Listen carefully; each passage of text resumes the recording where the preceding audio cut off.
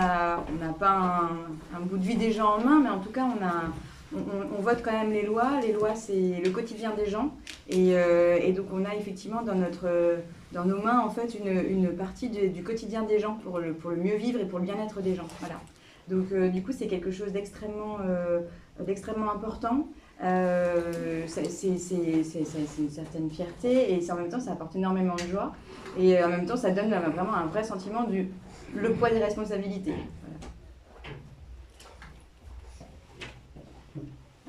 Voilà. Quel est votre emploi du temps, votre nombre d'heures par semaine?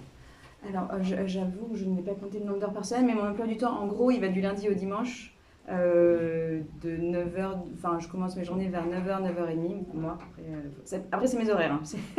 Tous les députés font pas pareil. Mais je commence mes journées vers 9h, 9h30, et je les stoppe et je les arrête à peu près vers 3h du matin.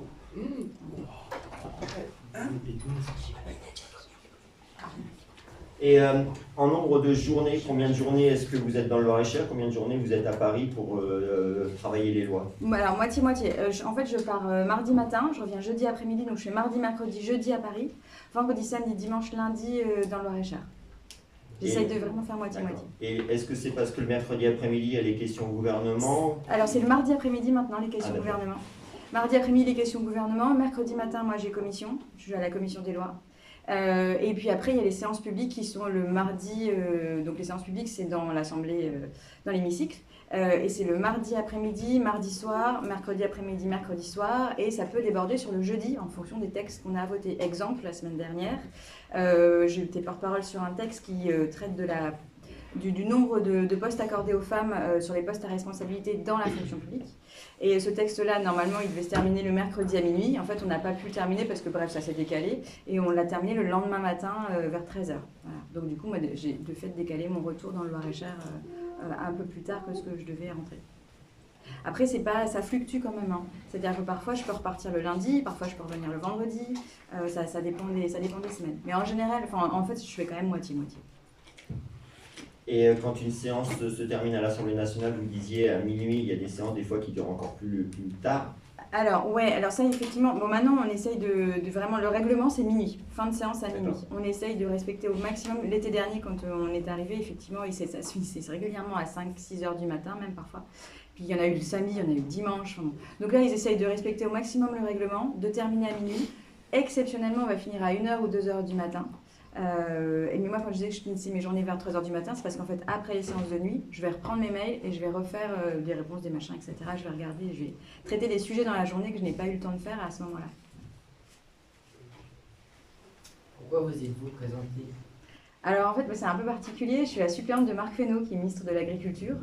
Et en fait, c'est Marc Fesneau qui m'a appelée pour me demander d'être sa suppléante. Et quand il m'a appelée, il était encore ministre aux Relations avec le Parlement, sur l'ancien mandat de député, en fait, de législative. Et quand il m'a appelée, voilà, donc il m'a demandé d'être sa suppléante, j'ai dit oui, et tout en me disant, je ne sais pas ce que ça donnera, je ne sais pas si je serai encore ministre sur le prochain mandat ou pas, je ne sais pas quelle sauce je vais être mangée, je ne sais pas du tout, on verra, peut-être que je serai que députée, peut-être que je serai un nouveau ministre, je ne sais pas quand, je ne sais pas, voilà. On dépose notre dossier de candidature, on fait notre conférence de presse de lancement de campagne. Donc là, c'est Marc Fesneau, ministre aux Relations avec le Parlement, qui se représente au poste de député. Et 48 heures après, il est nommé ministre de l'Agriculture. Donc là, du coup, on rechange un peu... Enfin, c'est plus la même chose, en fait. Parce qu'une fois que Marc est ministre de l'Agriculture dans le cadre du nouveau gouvernement, on sait qu'effectivement, si Marc est élu, en fait, c'est plus vraiment, du coup, un jeu, c'est plutôt un on. On a fait vraiment une campagne en tandem, parce que tout le monde sait que si effectivement Marc Fesneau est élu, dans ces cas-là, c'est moi qui en automatique deviens député tout de suite, puisqu'il est conforté dans sa place de ministre de l'Agriculture. C'était ce que le président de la République avait indiqué à tous ses ministres. Voilà. Donc c'est un peu différent, moi, j'ai une place un peu différente de la part. Avez-vous déjà rencontré le président de la République? Oui, j'ai déjà rencontré plusieurs fois. Soit parce qu'en tant que commissaire aux lois, il nous a invités un matin à un petit déjeuner à l'Élysée pour échanger avec lui. Voilà. Soit sinon, quand il rassemble tous les députés, pareil à l'Élysée, et puis effectivement, on va échanger de choses et d'autres. C'est quelqu'un d'extrêmement accessible, mais vraiment très accessible. On peut lui dire tout ce qu'on a envie de lui dire, il échange vraiment avec nous, il prend le temps. Moi, j'étais vraiment marquée par son côté écoute et chaleureux. Vraiment. C'est un sacré bonhomme, en fait. C'est assez... il a cette espèce de côté très... en même temps, il est très jeune. Enfin, techniquement, je crois qu'on a 4 ou 5 ans d'écart. J'ai 4-5 ans de moins que lui. Enfin, voilà, donc c'est vrai que... mais il a vraiment ce côté convivial et chaleureux et vraiment ce côté écoute, hyper agréable à discuter avec lui. Vraiment. Tout à l'heure, vous disiez que c'est Marc Fesneau qui vous a appelé. Mais s'il vous a proposé, ça veut dire que vous aviez déjà réfléchi éventuellement si toutefois ça vous intéressait d'être représentante finalement de l'État, enfin des citoyens. Alors, donc qu'est-ce qui vous a poussé finalement à accepter sa proposition? Parce que quand vous avez un ministre qui vous appelle pour vous dire tu veux pas être ma suppléante pour le prochain mandat, ça se refuse pas. On peut pas dire non. Enfin, moi je me voyais pas du tout dire non en fait. C'est pas un truc où j'ai jamais pensé à qu'un jour je serais députée, que je serais suppléante d'un ministre, enfin jamais. Mais du coup non, ça se refuse pas, c'est hyper c'est passionnant, c'est hyper intéressant. Moi ce qui m'intéresse c'est les gens en fait. Enfin, j'ai pas de l'ambition pour moi, j'ai de l'ambition pour les autres, j'ai de l'ambition pour les gens. Et donc effectivement les mandats d'élu pour moi c'est vraiment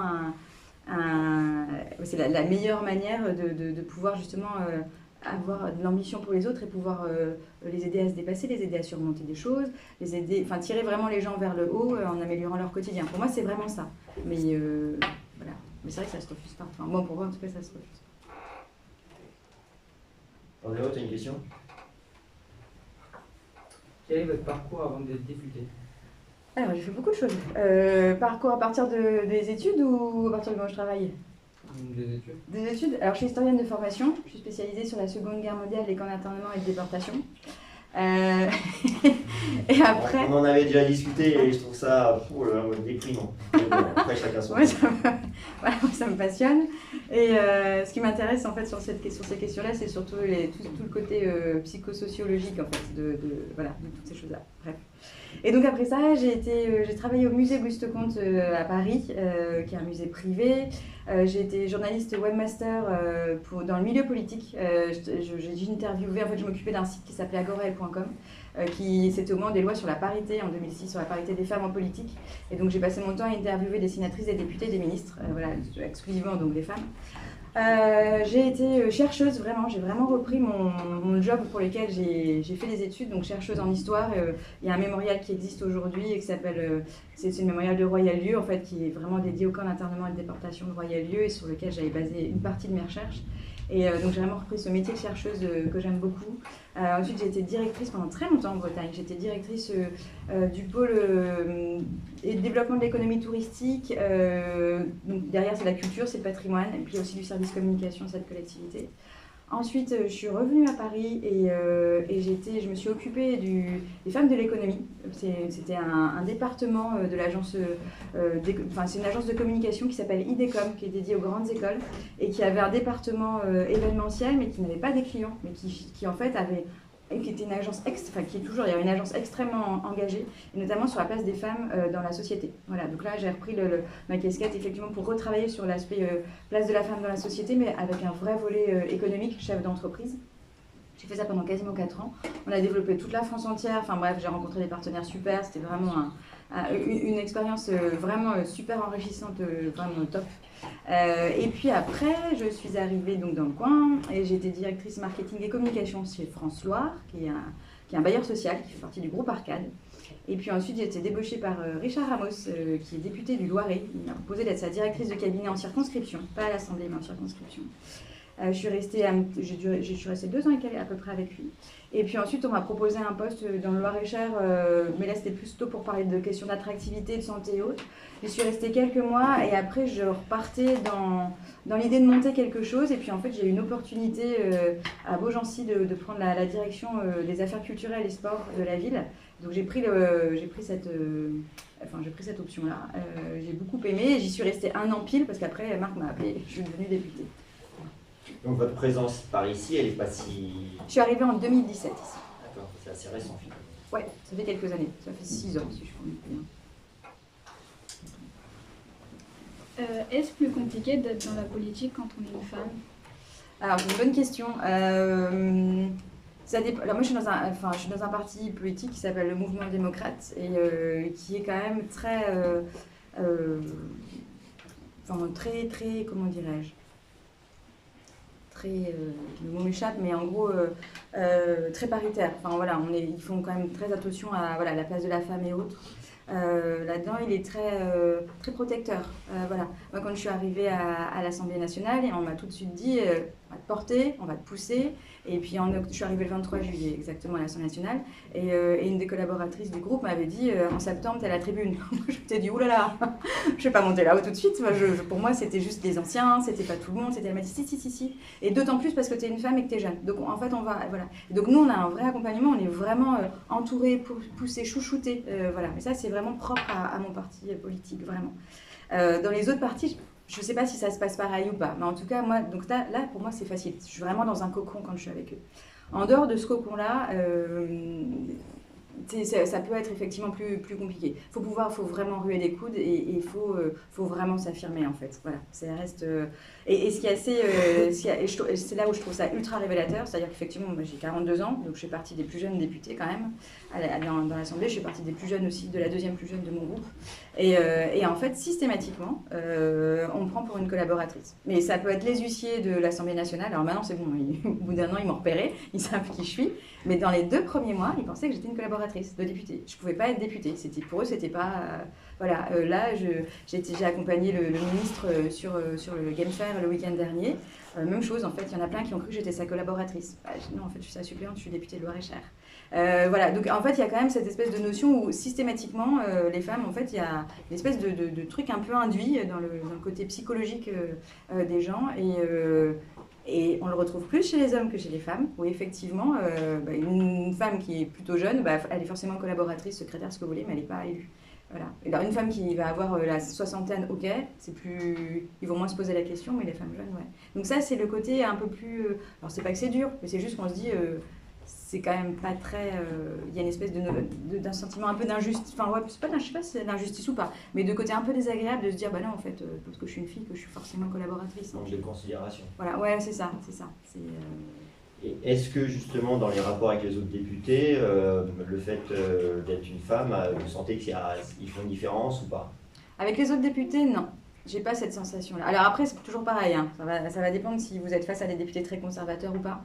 Mais non, j'ai pas cette sensation-là. Alors après, est-ce que j'ai eu du bol et je suis tombée sur des députés sympas? Alors je pars en dehors évidemment de mon parti politique parce que là, voilà, c'est vraiment un petit cocon. Mais j'ai rendu un rapport sur l'évaluation des services publics dans la réalité le 6 avril. On est toujours en binôme, on est toujours un député de la majorité pour ces rapports-là et un député de l'opposition. Donc moi, j'étais avec un député Lyotte qui s'appelle Pierre Morel à l'huissier.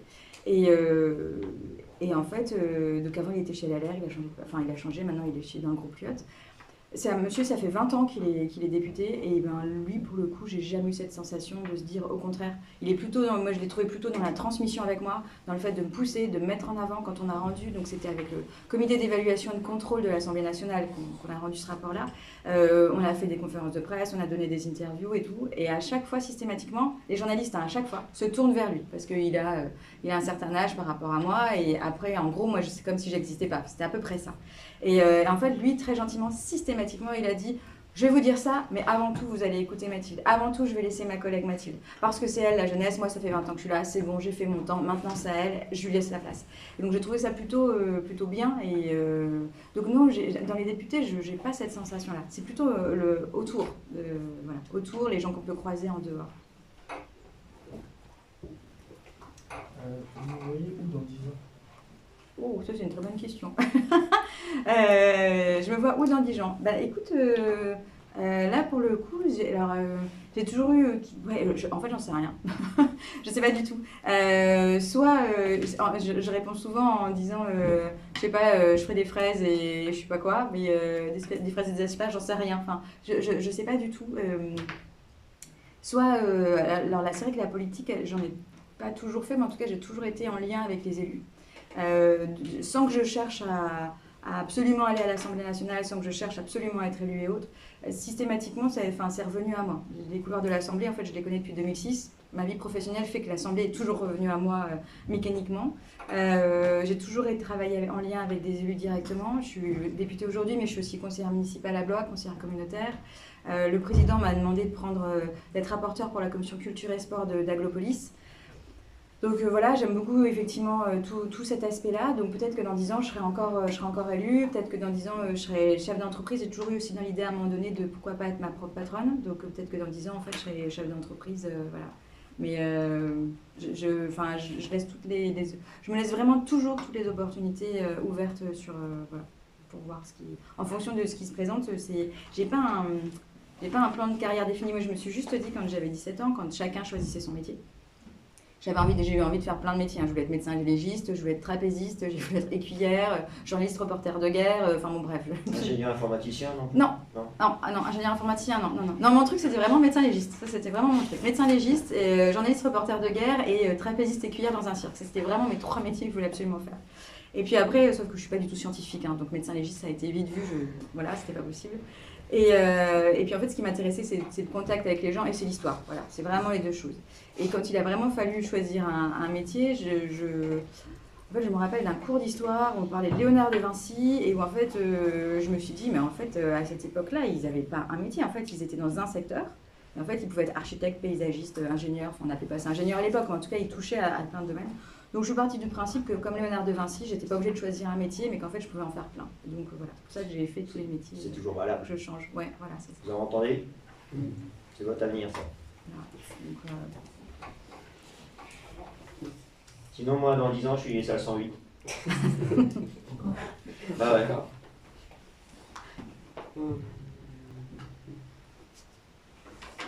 Autre question? En quoi votre vie a-t-elle changé par rapport à cette élection? Alors, déjà, je suis la moitié du temps pas chez moi. Déjà, je suis la moitié du temps pas chez moi. Donc, c'est vrai qu'après, je vis la moitié du temps à Paris. Familialement parlant, je suis pour partie d'origine de Paris. Donc, c'est vrai que. Et en plus, ça, du 6e arrondissement. Donc, c'est assez sympa parce que je suis retournée dans mon quartier. Donc, voilà, ça, c'est le hasard. Mais c'est un côté sympa. Il y a plus de. On n'a plus j'ai plus le temps marqué de la semaine classique du lundi au vendredi. Après, il y a le week-end. J'ai plus ça pour le coup. J'enchaîne vraiment les semaines du lundi au dimanche. Il y a toujours des choses. C'est vrai que j'aime beaucoup être sur le territoire. En plus, ça, être sur le terrain et être au contact avec les gens. Donc là, pour le coup, parfois, de temps en temps, je me perds dans les jours. Parce qu'en fait, comme j'ai plus le rythme classique. Donc ça, c'est le côté un peu matériel des choses qui a changé. Voilà. Et puis, ouais, je dirais que c'est ça, en fait. Mais c'est vraiment la moitié de la semaine de plus être chez moi qui a changé. Après, c'est un rythme qui est soutenu, effectivement, mais moi j'apprécie vraiment. C'est vraiment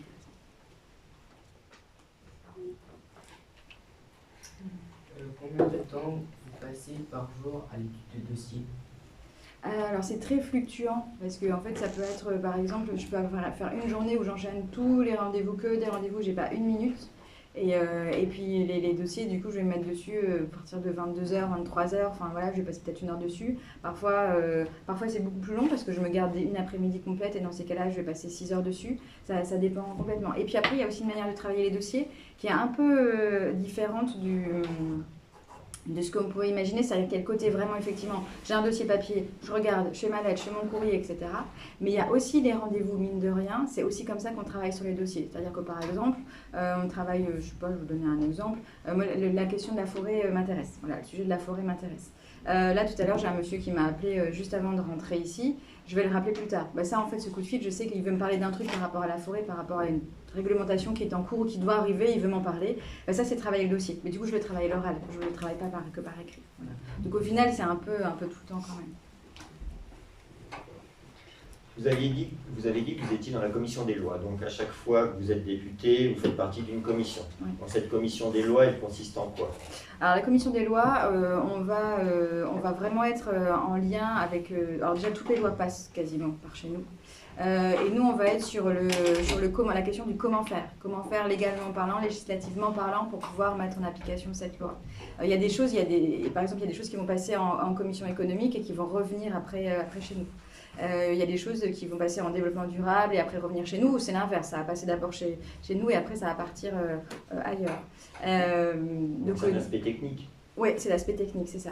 Et nous, on va être sur les questions, effectivement. Alors, on est beaucoup sur les sujets du ministère de l'Intérieur, sur les sujets de la justice, énormément. C'est vraiment ça qui nous occupe principalement. Le sujet des finances, les finances, ça ne passe pas chez nous. Les retraites, par exemple, c'est pas passé chez nous, c'était en affaires sociales. Les finances, c'est en commission des finances. Donc nous, là, en ce moment, c'est la loi justice qui est en train d'arriver, et puis le texte sur les douanes. Voilà, ça passe par chez nous. Et vous aviez dit que pendant longtemps, enfin, vous avez travaillé notamment sur tout ce qui portait sur l'immigration. Oui, alors effectivement, il y a la loi immigration qui va passer aussi en commission des lois. Le texte est décalé, il sera étudié normalement à l'automne prochain. Moi, j'ai la chance d'avoir Élodie Jacquier-Laforge, qui est dans le même parti que moi et qui est vice-présidente de l'Assemblée, une des vice-présidentes de l'Assemblée nationale, et qui m'a proposé d'être sa binôme avec elle comme porte-parole sur la loi immigration. Et quels sont Enfin, cette loi, c'est pas une loi anodine, donc quelles sont les choses dont il faut tenir compte par rapport à cette loi?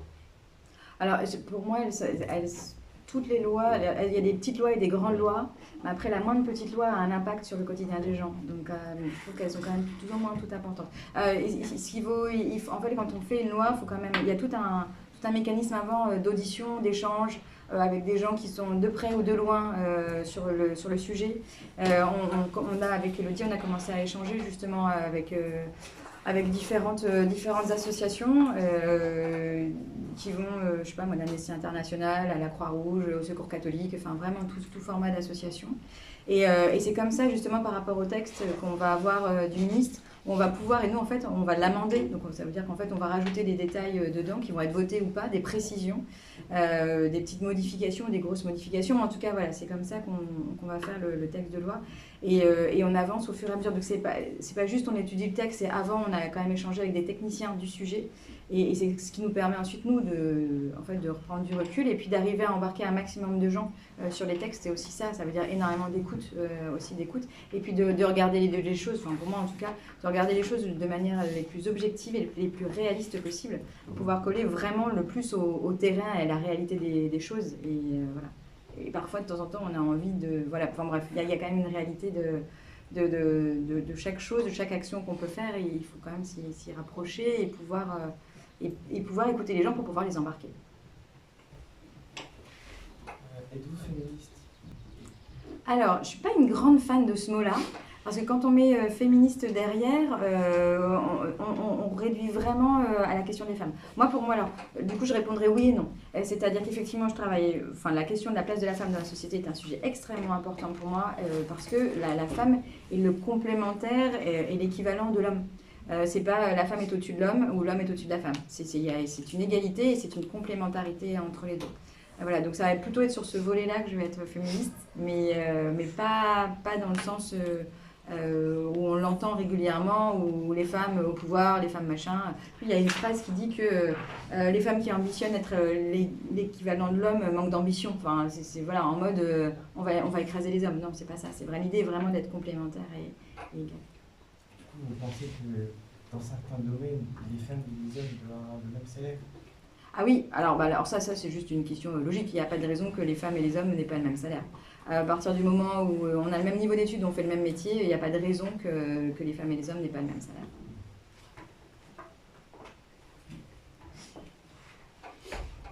Avez-vous déjà eu des conflits depuis que vous êtes rentré dans l'Assemblée? Alors, moi, des conflits? Oui. Moi, non. Non, j'ai jamais eu de conflit depuis que je suis à l'Assemblée. Oui. Quels sont les thèmes qui vous tiennent à cœur par rapport aux lois? Alors du coup, ça va être le sujet de la parité, mais ça, je crois que vous l'avez compris. Et puis après, ça va être aussi des sujets qui touchent la ruralité, parce que je vis sur un territoire rural, où j'ai toujours travaillé en plus ça en milieu rural.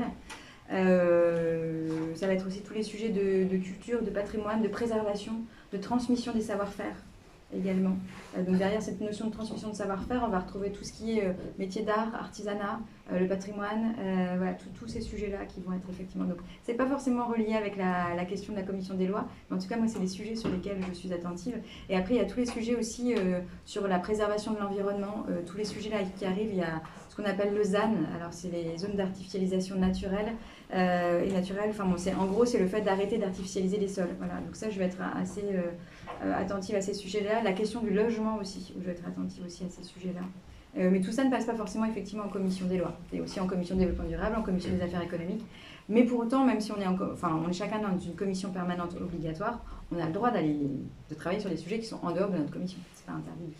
Ça consiste en quoi travailler sur un sujet? Tout à l'heure, vous avez dit des fois vous rencontrez des gens, des fois vous travaillez les dossiers, mais quand on rentre dans le vif du sujet, c'est quoi? C'est des démarches administratives à faire ou bien c'est non, alors ça va être en fait réfléchir à un texte. Enfin, on peut avoir une idée, se dire depuis. Alors, après, tous les sujets là dont je vous parle, c'est des sujets sur lesquels je suis penchée dessus depuis longtemps. Ouais. Je ne me suis pas penchée dessus en devenant députée. C'est déjà des sujets sur lesquels je travaille depuis 2006 en fait. La parité, la transmission de savoir-faire, la préservation du patrimoine, la culture, l'intégration des publics qui sont éloignés de la culture, etc. Ça fait depuis 2006 que je travaille sur ces questions-là. Et donc en fait ça veut dire que là, moi, mine de rien, en fait, j'ai réfléchi à tout ça. Donc en fait j'ai déjà des idées par rapport à ça. La question des maisons fissurées dans le coin par rapport à la sécheresse et autres, les mouvements de terrain argileux, ça c'est des sujets que j'ai, pareil, ça fait depuis 2019, en fait depuis 2018-2019 que j'ai des idées sur certains points. Et donc ça veut dire qu'en fait je vais échanger avec les gens, je vais parler je vais tester mes idées. Qu'est-ce que vous pensez de ça, etc. Et donc on va me dire oui, on va me dire non, et en fonction de ça je réaligne la chose. Après, ça peut être soit travailler moi-même sur la rédaction d'un texte de loi directement, soit ça peut être aussi de dire à mes collègues tiens, toi, tu es sur tel sujet, moi j'ai ça comme idée, donc du coup de passer mes idées à mes collègues. Ça peut être de voir un texte passer et du coup d'amender le texte par rapport aux idées que je peux avoir eues. En fait, c'est ça dans la manière de travailler. Un texte de loi, il peut regrouper combien de lois, combien d'articles? Plusieurs centaines Ça peut être un article unique, comme il y a eu la dernière fois, il y avait une proposition de loi eau et assainissement, c'était un article unique, pas plus. Ça peut être la loi de programmation militaire, il y avait 34 articles, si je ne me trompe pas. Parfois il peut y en avoir 4, parfois il peut y en avoir 2, ça dépend. C'est complètement, il n'y a pas de règle. Enfin, il n'y a pas de règle, en tout cas, c'est pas limité. Est-ce que vous devez apprendre toutes les lois par cœur? Non, on n'apprend pas toutes les lois par cœur. Ça serait impossible d'apprendre toutes les lois par cœur. Puis en fait, ça n'aurait pas trop de sens d'apprendre toutes les lois par cœur. Par contre, et puis on est chaque député, on est spécialiste en fait de nos sujets. On peut pas, on est des bons généralistes. Clairement, on peut parler d'à peu près tous les sujets. Il y a les sujets sur lesquels on va être plus ou moins pointu, c'est logique. Et après, on connaît le contenu de la loi, mais on n'apprend pas la loi par cœur en fait. En plus, franchement, un article, c'est du juridique, à lire, c'est pas très. C'est indigeste. Ah ouais, c'est pas très agréable à lire, c'est pas très compréhensible. Enfin, c'est compréhensible, mais c'est indigeste, ouais, c'est ça, c'est le bon terme. Est-ce qu'il y a des lois à venir que vous, pour l'instant vous n'avez pas déjà travaillé et qui vous tiennent à cœur et pour lesquelles vous aimeriez mettre votre patte? Ouais, alors il y aura la question du logement et puis la question du ZAN, voilà. Donc le ZAN, c'est en train d'arriver, et puis la question du logement, ça devrait être en octobre prochain. Là où effectivement, on a un groupe de travail avec mes collègues du MoDem, et là on travaille effectivement tous ensemble, on met en commun toutes nos idées et autres, et puis après on est en train de... Parce que le logement et puis justement les ZAN, c'est quand même assez paradoxal. C'est d'un côté on veut pas artificialiser, de l'autre côté on voudrait construire des logements. Et bien justement, c'est ça en fait le truc, c'est qu'en fait on n'est pas obligé de construire pour construire, on est quand même dans des territoires, on est dans un territoire, on a du logement qui est déjà là, on n'est pas forcément en territoire tendu, nous ici on est en territoire détendu, et il y a des logements qui sont vides, il y a des logements qui sont vacants, il y a des bureaux qui sont en train de se vider parce que le Covid et le télétravail fait qu'effectivement nos manières de travailler ont changé, nos manières de vivre ont quand même changé, et donc il y a des bureaux qui sont à rénover, il y a des actes dans lesquels on ne peut pas construire de logement, on ne peut plus construire de logement, où il faut revoir ça effectivement pour pouvoir refaire du logement là.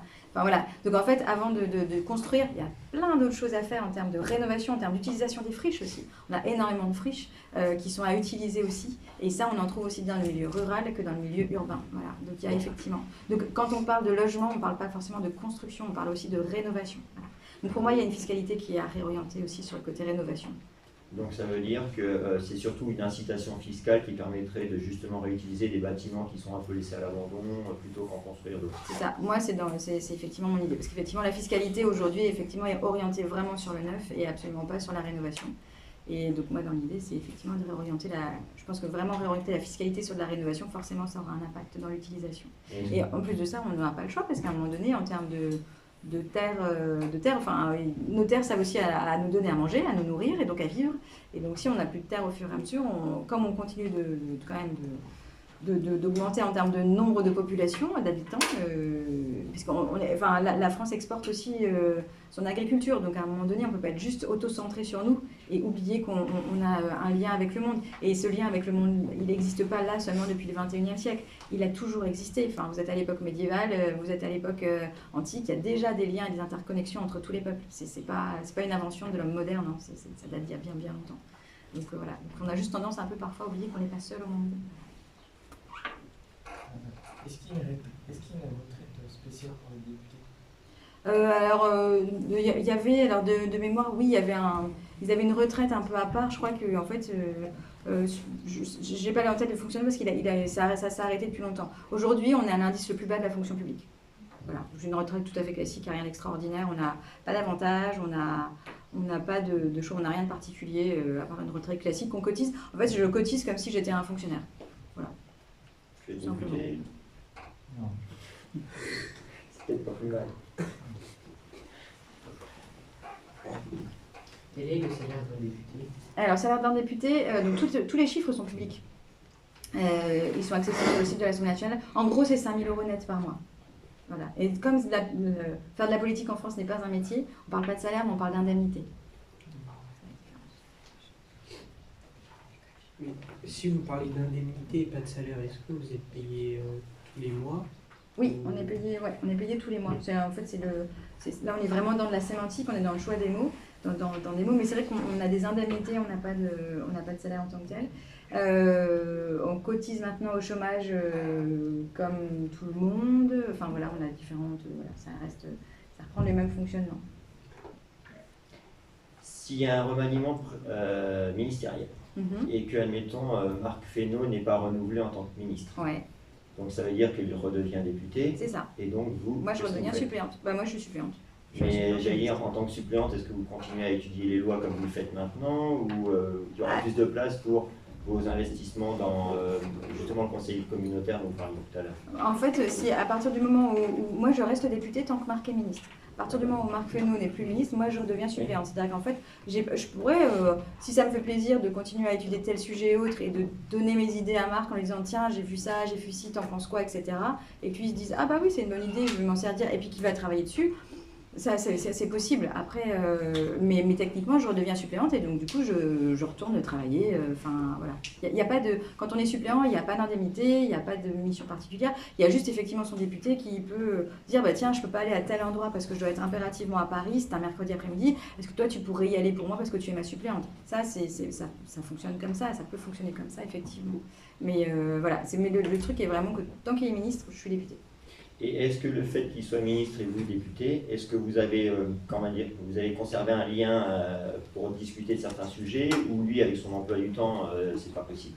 Non, on a un lien tous les deux, effectivement. Après, la seule chose, c'est que Marc Fesneau ne m'appelle pas du tout tous les 4 matins pour me faire un débrief et me dire alors, fais ci, fais ça, parce que comme si. Non, pas du tout. J'aborde tous les sujets que je veux. Et effectivement, quand j'ai une question, quand j'ai un sujet, quand il y a un événement sur le territoire et où Marc Fesneau n'a pas forcément l'information, parce que comme il est ministre, en fait, voilà, je lui transmets. Voilà. Je lui transmets les infos, mais ça reste, c'est vraiment une relation, oui, en espèce de tandem, en fait, de duo, mais j'ai pas de... Enfin, on s'appelle pas tous les 4 matins, quoi. mais voilà. Mais oui, effectivement, j'aime bien avoir son avis, j'aime bien avoir ses conseils, je lui demande souvent, c'est plutôt de bons conseils.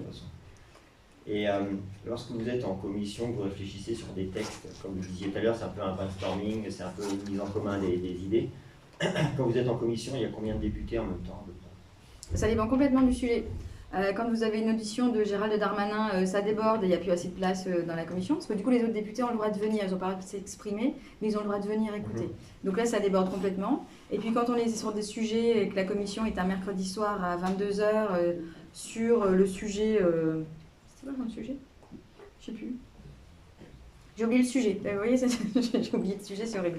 Je ne sais plus ce que c'était comme sujet. Mais en attendant, on était 6. Voilà. Donc ça dépend complètement. Ça dépend. Après, c'était un mercredi soir à 22h.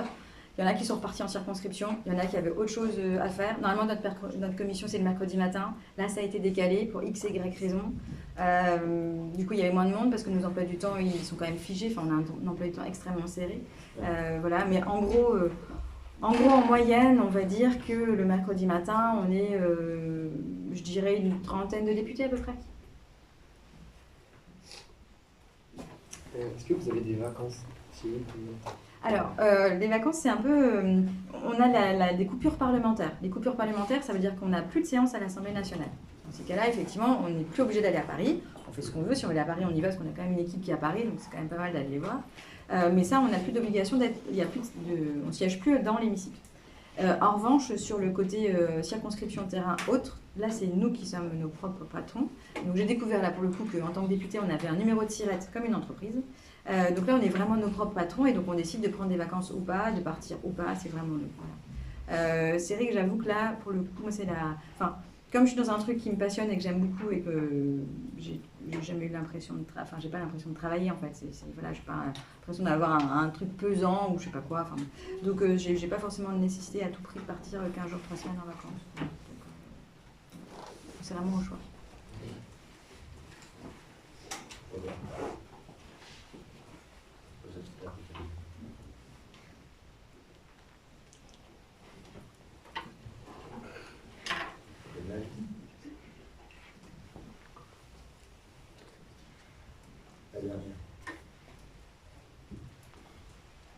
Est-ce que vous avez une vie de famille? Oui, j'ai une vie de famille du coup. J'ai une vie de famille. En fait, ce que je fais, c'est que le week-end, j'ai pas d'enfants, mais j'ai 2 chiens, et 2 grands chiens, et j'ai un conjoint. Et du coup, en fait, ce que je fais le week-end, c'est que j'emmène mes chiens et mon conjoint avec moi. Donc voilà, donc en général, quand j'ai pas mes chiens, on me demande où ils sont, et quand j'ai pas mon conjoint, on me demande où il est. Donc voilà, donc ouais, le week-end, en fait, c'est comme ça aussi que c'est une organisation comme une autre. Mais c'est vrai que moi, j'aime bien quand mon conjoint il m'accompagne le week-end sur les événements, les différentes manifestations. Et j'emmène mes chiens quand je peux les emmener. Alors soit j'emmène les 3 en même temps, soit j'en emmène qu'un. Mais en tout cas, je me déplace jamais toute seule le week-end systématiquement. Voilà, c'est plutôt sympa. Puis en fait, mon conjoint, lui, il travaille dans une grosse entreprise du Loir-et-Cher. Et il est arrivé en 2016, lui, dans le coin. Et il est arrivé un petit peu avant moi. Et en fait, il connaît plein de monde. Et comme en fait sa société, elle est sur la circonscription, bah, du coup, en fait, il retrouve aussi des copains. Et bon, voilà. Donc c'est le côté sympa et convivial justement de ces manifestations où l'un et l'autre, on va retrouver des gens. Il y a le côté sympa, amical des gens qu'on connaît. Et puis moi, il y a le côté effectivement député et autres où je vais pouvoir être au contact des habitants. Ils pourront me faire leur remontée de terrain et je vais pouvoir échanger avec eux. Donc ouais, du coup, c'est comme ça que je l'organise. Vous êtes beaucoup sollicité par les gens ou pas? Oui, quand même, ouais, quand même.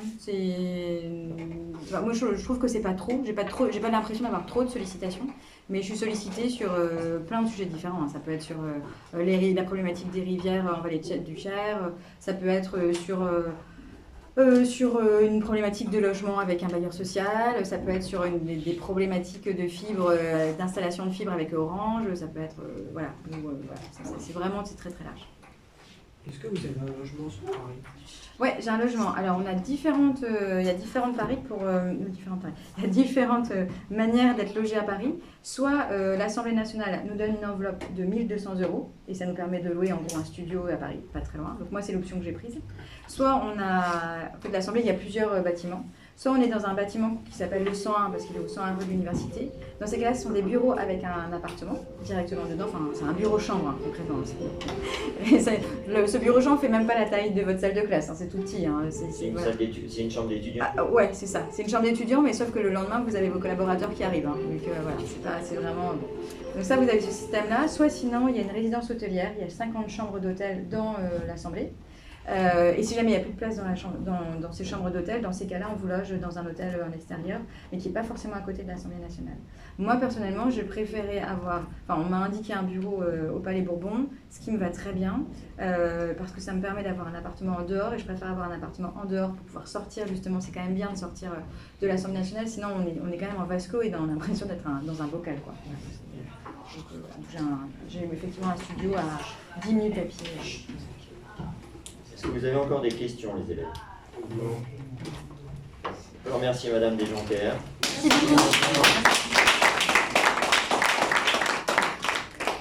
Merci de votre venue. Merci.